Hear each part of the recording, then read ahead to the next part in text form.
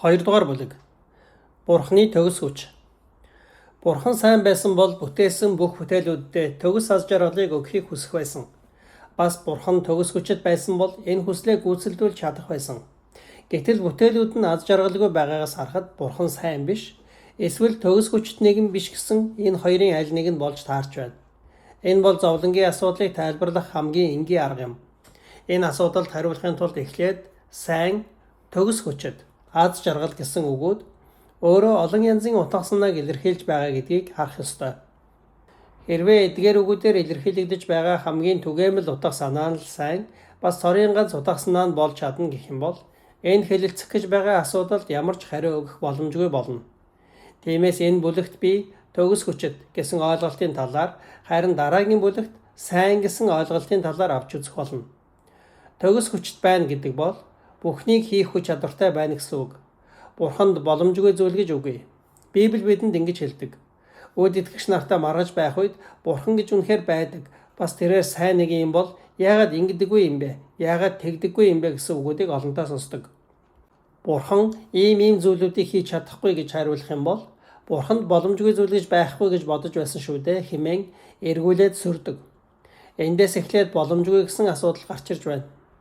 Өдөр тутмын амьдрал дээр боломжгүй гэсэн энэ үг нь цаагаараа тэгхээс нааш, ингэхээс нааш боломжгүй гэсэн утга санааг агуулж байдаг.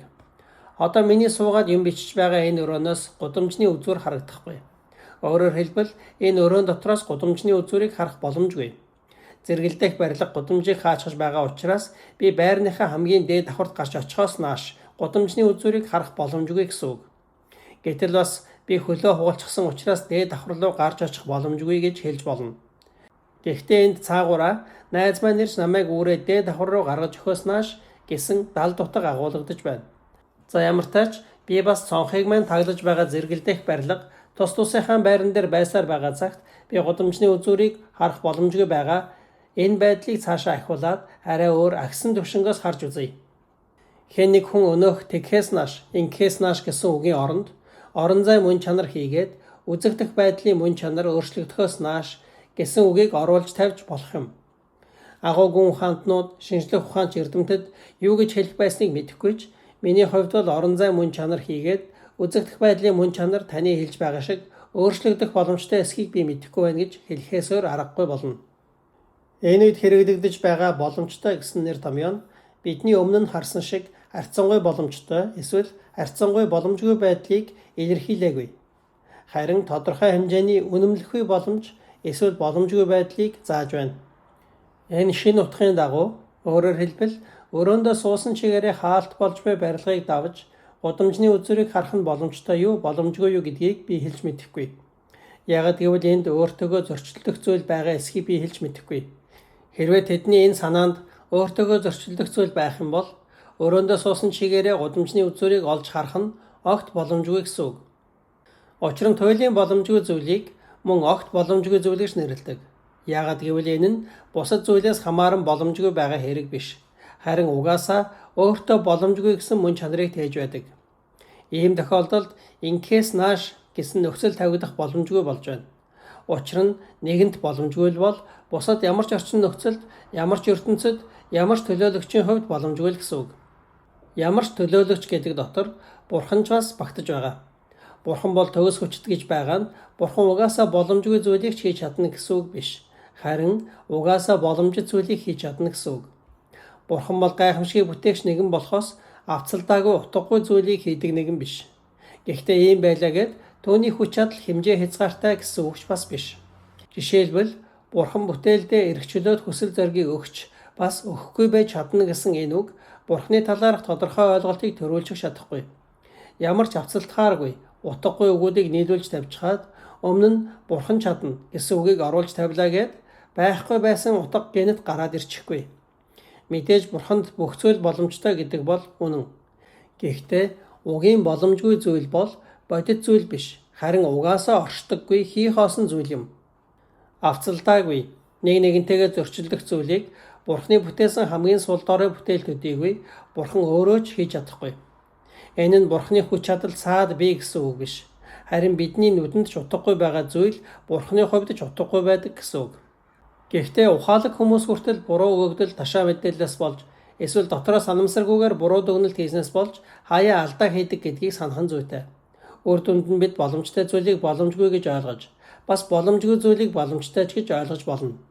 Тийм учраас Бурхан өөрийн төгс хүч чадлаараа хийж чадхааргүй угийн боломжгүй зүйлүүдийг тодорхойлохдоо бид болгоомжтой хандах ёстой. Одоо миний ярих гэж байгаа зүйлийг ямар нэг зүйлийг батлахын тулд биш, харин ийм байж болох юм гэдгийг харуулж буй жишээ гэдэг талаас нь хүлээж авч сонсохыг хүсэж байна. Хүн төрлөختний сайн муу үйлсээс үл хамаардаг. Тэрж байтугай залбираад ч өөрчилж чадхааргүй мэт харагдаж байгаа байгалийн хуйлууд нь өнгөцгөн харах юм бол Бурхны хүч чадал ба сайн сайхны эсрэг хүчтэй нотлогоо болж чадах мэт харагддаг. Гэхдээ Бурхан хичнээн төгс хүчит байсан ч гэсэн харьцангуй бие даасан өршөөлгүй байгалыг бүтээхгүйгээр эрх чөлөөт хүсэл зориг бүхий сүнснүүдийн нийгмийг бүтээж чадахгүй. Миний хэлхийг хүсэж байгаа зүйл бол энэ. Өөрийгөө ухамсарлах чадвар, өөрөөр хэлбэл бүтээлийн өөрийгөө таних мэдэх явдал нь өөрийгөө өөр хэн нэгэнтэй харьцуулах дээр үндэслэн бий болдог зүйл. Би хэн бэ гэдэг нь орчин нөхцөл. Өөрөөр хэлбэл бие хүмүүсээс бүрдсэн нийгэм гэсэн орчин нөхцөл дотор орох үед л сая тодорхой болдог. Бид энгийнийг реалист үзэлтэн байсан бол Бурхныг ухамсарлахад хүндрэлтэй байх байлаа.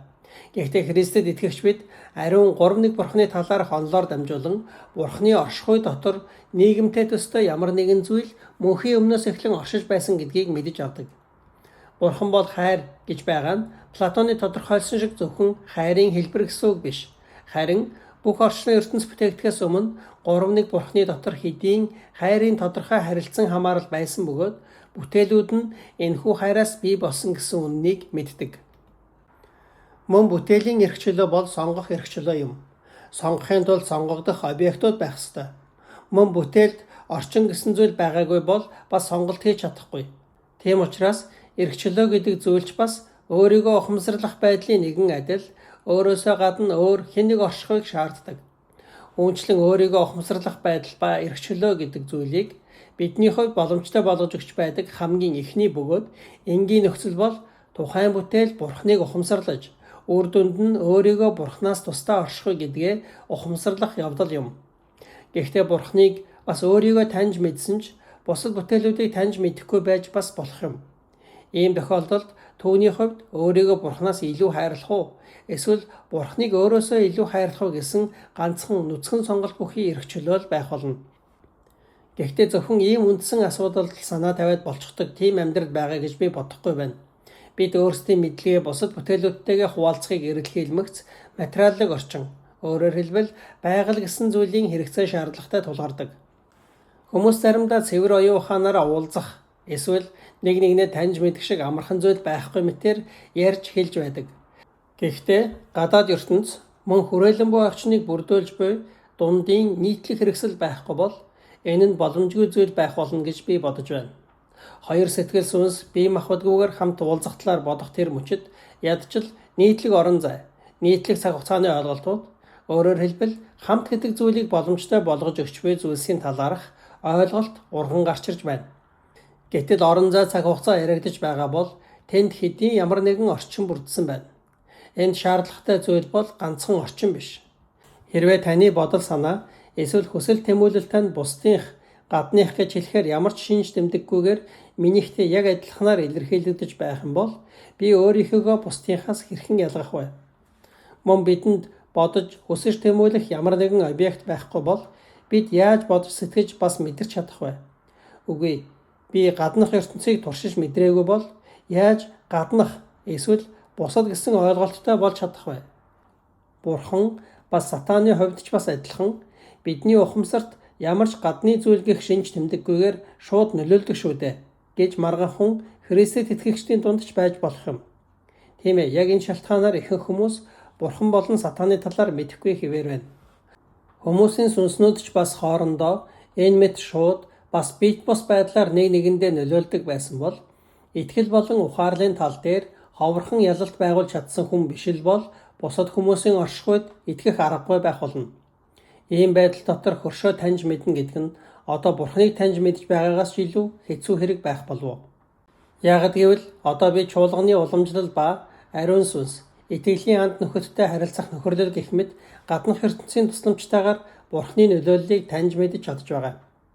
Хүний нийгэм оршин тогтнохын тулд бидэнд яг одоо байгаа энэ зүйл таач биш, бич биш, төвийг сагсан дундын тэр нэг зүйл. Та бид хоёр нэг нэгэндээ дохио илгээхийн тулд удирдан хэрэглэж болох тэр нэг зүйл хэрэгтэй. Бидний хэн хэнийх нь эзэмшиж чадаж байгаа агаарт дууны долгион үүсгэж байгаа учраас би та бүхэнд үг хэлж чадаж байна. Сүнснүүдийг салангат зүйл болгож өгч байгаа матери нь бас тэднийг нэг дор нэгтгэж өгдөг.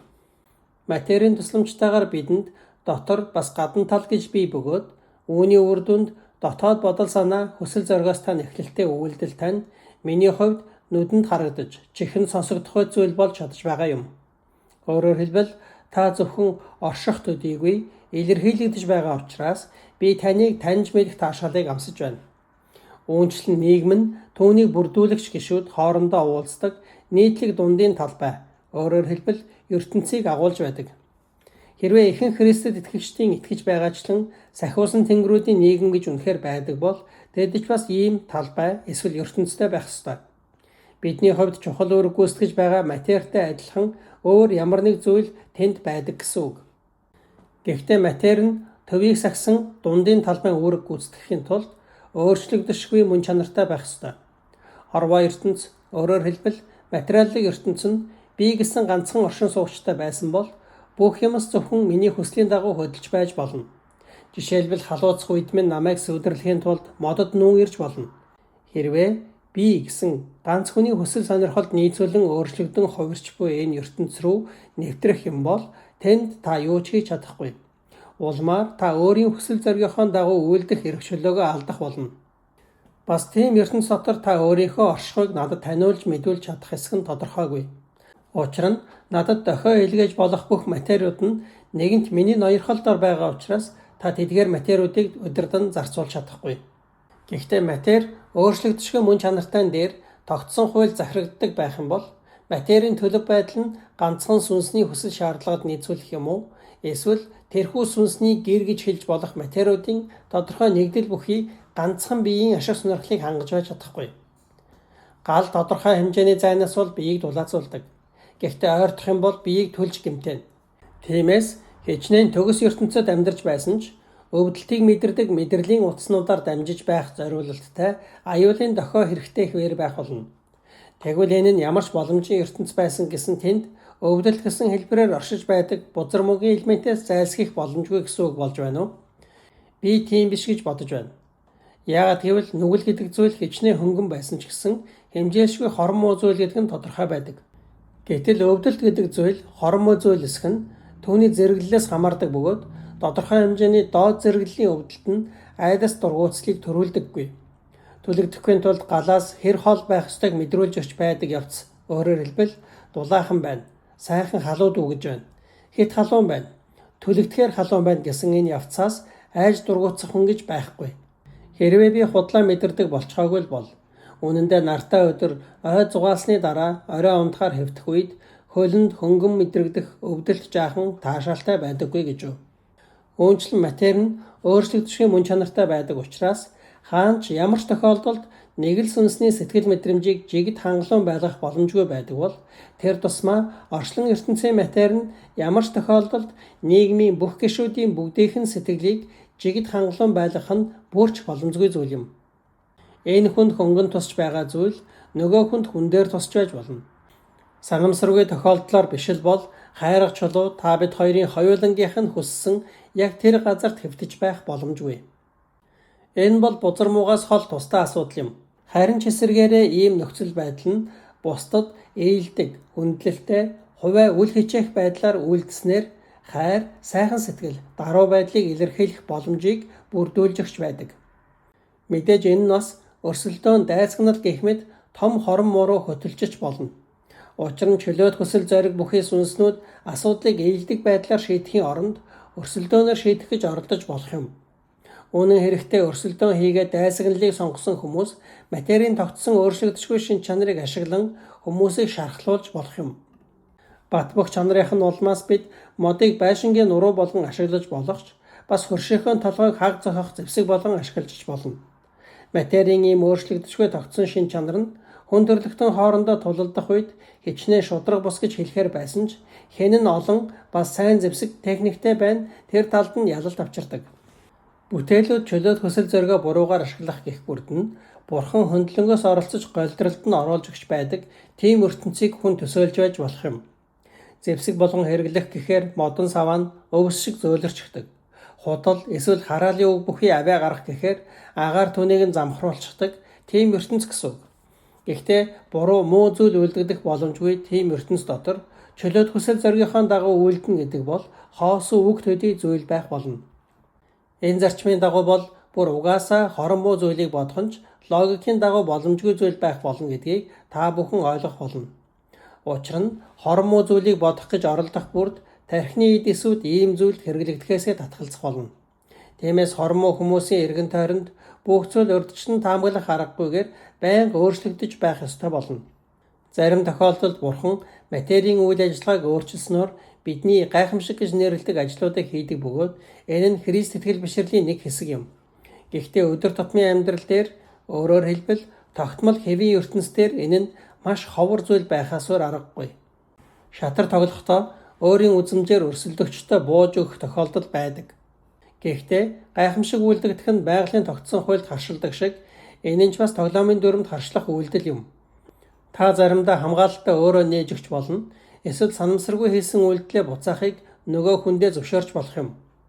Гэхдээ хэрэв та өрсөлдөгчийнхаа нөхцөл байдал бүрэн тохируулж хүссэн үедээ үйлдэлээ буцаахыг нь зөвшөөрж бүх нүүдлээ өрсөлдөгчтэй ашигтай байхаар хийж байх юм бол тоглоом тэр чигтээ тоглоом биш болж орхино. Дэлхий дээр амьдарч байгаа сүнснүүдийн амьдралч мөн адилхан.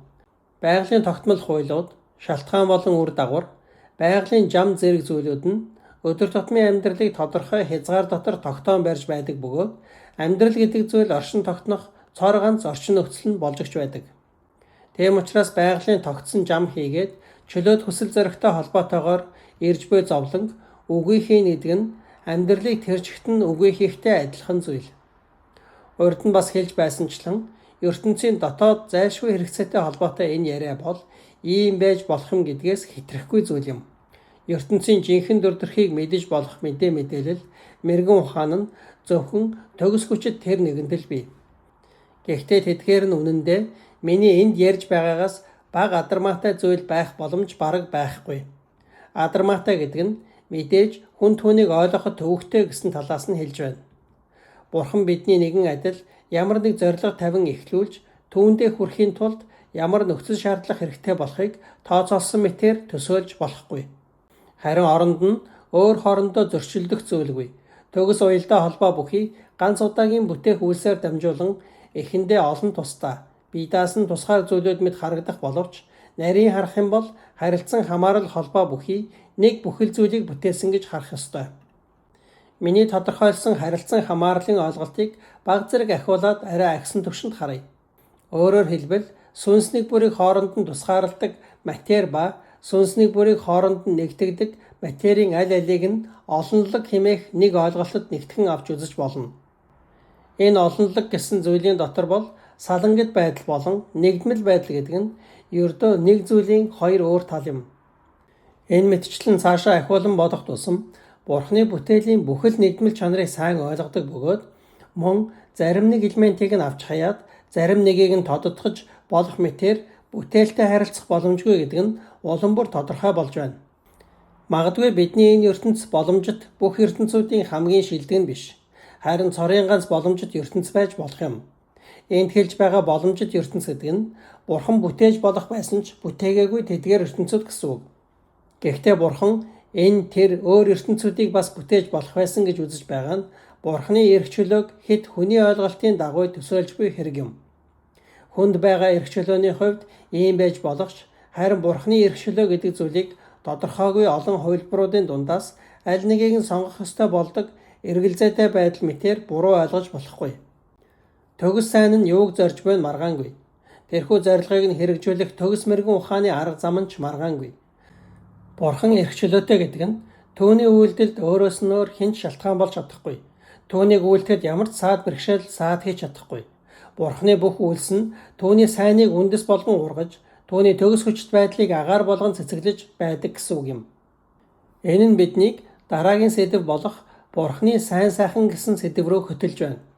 Энэ хүртэл би Бурхны сайн сайхны талаар нэг ч зүйлийг дурдаагүй байгаа бөгөөд орчлон ертөнцид анханасаа л зовлон гэдэг зүйл байх боломжтой байсан юм бол туйлын сайн нь ийм орчлон ертөнцийг бүтээхгүй байх байсан биш үү гэсэн эсэргүүцэлд хариу өгөх талаарч бодоогүй. Уншигч та бүхэнд урдаас хэлэхэд бүтээгдсэн нь бүтээгдээгүй байснаасаа дээр гэдгийг нотлон харуулах гэсэн тийм бодол надад огт байгаагүй.